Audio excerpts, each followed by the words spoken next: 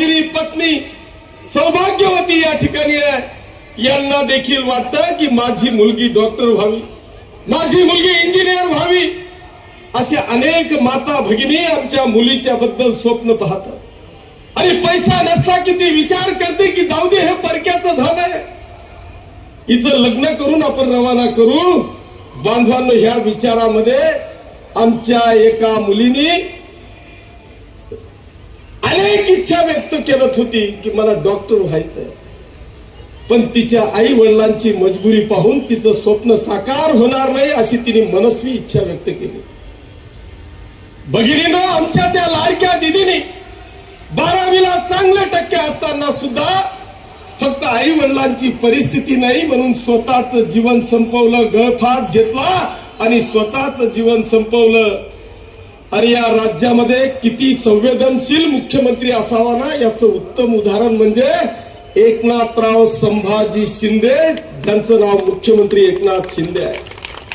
त्यांनी ती न्यूज 12 वाजता पाहिली आणि 2 वाजता शिक्षण मंत्री आदरणीय चंद्रकांत दादा पाटील साहेबांना फोन केला आणि मला सांगितलं, त्यांना सांगितलं की मला उद्या सकाळी कुठल्याही परिस्थितीत या महाराष्ट्रातल्या तमाम आमच्या विद्यार्थिनींना मोफत शिक्षण द्यायचंय, उच्च शिक्षण द्यायचंय.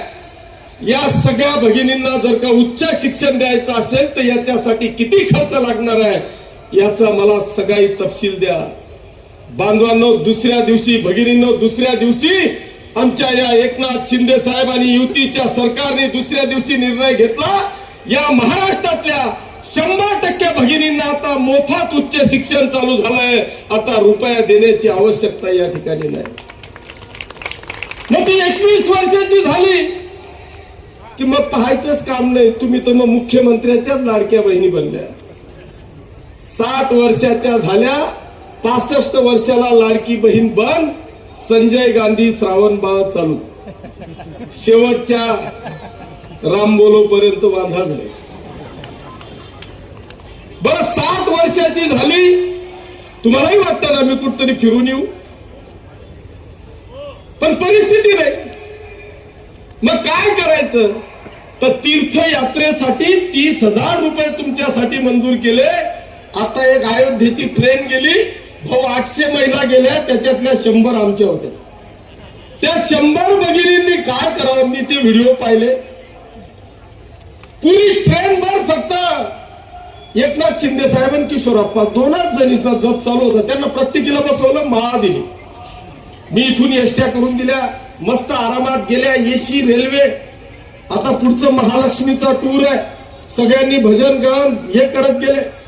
आणि इतक्या महिला भगिनी आमच्या खुश झाल्या, इतक्या खुश झाल्या की त्या आता नवराने बी ऐकायला तयार नाही. भाऊ, कालचं उदाहरण मी तुम्हाला एक सांगतो.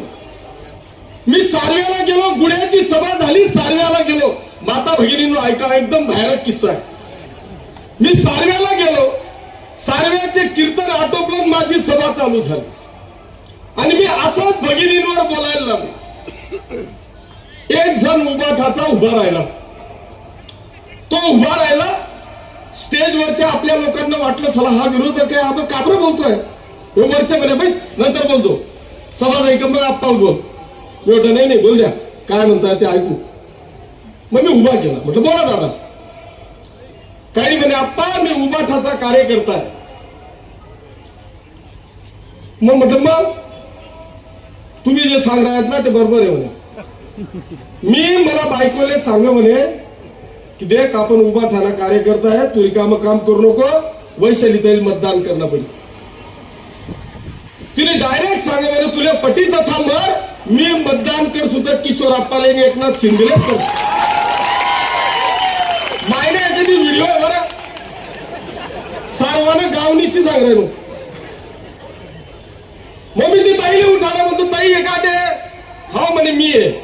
म्हणतो ताई भाषण मन कार्यक्रम संपला की मी तुला एकदम जोरमा सत्कार करणार आहे, असाच दणका देवाना म्हणता येस नाही. बघा आज अशी परिस्थिती आहे, तुम्ही समजून घ्या. हे जे विरोधक सांगताय ना की आमचं सरकार आलं की आम्ही 3,000 रुपये देऊ, अरे हे स्वप्न पाहणं बंद करा. हे एकनाथ शिंदे साहेब मुख्यमंत्री आहे ना, या त्यांच्या लाडक्या बहिणींनीच होतील. हा इथं येणारा बोनस आहे. नुसत्या यांनीच मुख्यमंत्री करतील. आपलं सगळं बोनस राहील हो. त्याच्यामुळे विरोधकांना तुम्ही ते स्वप्न पाहणं बंद करा. आज जर का तुम्ही पाहिलं तर आज या ठिकाणी माझ्याजवळ काय लाडक्या बहिणींची संख्या किती आहे माहितीये? पाचोरा तालुक्यातली लाडक्या बहिणींची संख्या 69,206. बळगाव तालुक्यातली संख्या आहे 18,384. दोन्हीच टोटल मारा बरं. 69 आणि 18.